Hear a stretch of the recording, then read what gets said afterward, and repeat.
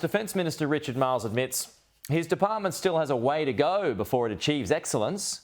Tensions between Mr Marles and the department were revealed yesterday during question time when the opposition called for him to lift his game. Funding demands are one of the key points. Mr Marles says he's working with civilian and uniformed leadership on a path to reforms. But I make no excuses or apologies for demanding excellence and a culture of excellence in the Department of Defence and in the Australian Defence Force. And there is a way to go before we have that culture of excellence. We are giving the Defence Force a strategic purpose. We are giving it direction. We are working closely with the Defence Force and cooperatively and well to improve the culture, but there is a way to go because of the mess that was left by those opposite. All right, now joining us in Canberra, Shadow Veterans Affairs Minister Barnaby. Joyce, Barnaby, yeah, you saw there, Richard Marles all but confirming problems behind the scenes, not good for national security. No, it's not. I mean, this is just incompetence. I mean, you know, Peter, they're so funny in the chamber. It's like a waterfall act. You should see it. It's some of their jokes. It's such a hoot. And Mr Albanese with his sort of like fan dance on promises that he just sort of gives up and shows a bit and leaves it alone and goes somewhere else. But they miss some of the... There's two big issues they sort of struggle with, and one is cost of living, and the other one's defending the nation. They struggle a little bit in those two areas. And yet we see this incompetence personified when you have the Defence Minister and our top brass at loggerheads, so much so that it's made its way out into the public. I mean, wars don't wait for you, and they've got to get their act together because we are living in such a changed world, a militaristic, totalitarian China. We actually have Iran operating with third parties such as the Houthis and Hamas. We've got North Korea as a rogue state. We've got Russia has invaded Ukraine. And what on earth is happening back here? They've got to wake up, pull their socks up and get back to work. There have been long reported issues between Defence Department chiefs and government ministers. Is Richard Marles, just to turn the argument around, is Richard Marles right to crack the whip? What he does is up to Richard Marles.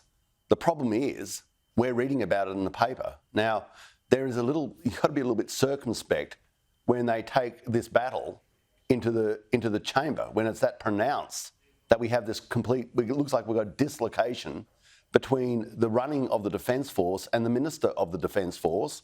And he's, gets out there and beats his chest and says, I have every right to basically show what big muscles he has, when he should be just quietly behind the scenes, keeping this thing out of the press and not responding in such a way as just confirms that what's happening, the fractious nature of what's happening, and manage it. And if he can't manage it, give it to someone who can. We have to defend the nation, Richard.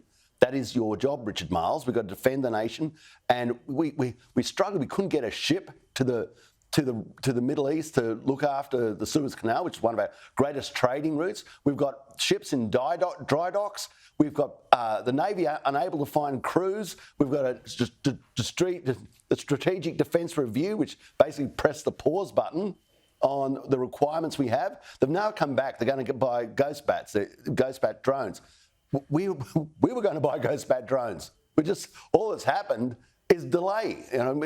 I suppose your adversaries break round and say, look, if you just give them a Labor Party a decade or so, they might be semi-competent, and then we'll decide to do what we have to do to the nation of Australia. No, it doesn't work like that. Right. People take advantage of your weakness, and one of our biggest weaknesses is Minister Richard Marles. And we've got Pat Conroy making that announcement on the Ghost Bats coming up next hour. Barnaby, just a final one, just on the week that was.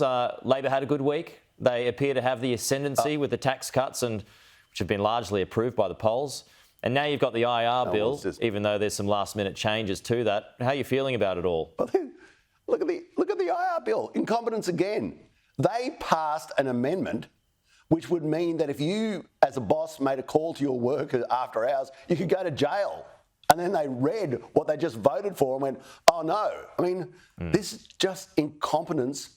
And if you said, were they an absolute hoot, almost like the comedy show at Question Time, that was hilarious. I'm almost wetting myself watching them. It was so funny.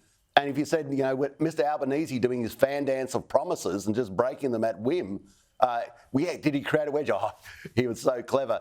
It's just that it shows that you can't trust them, and they're more interested in being entertaining to their backbench than running the country, and that is a problem. Okay. Barnaby, good to see you as always. Thanks for joining us. We'll talk to you soon.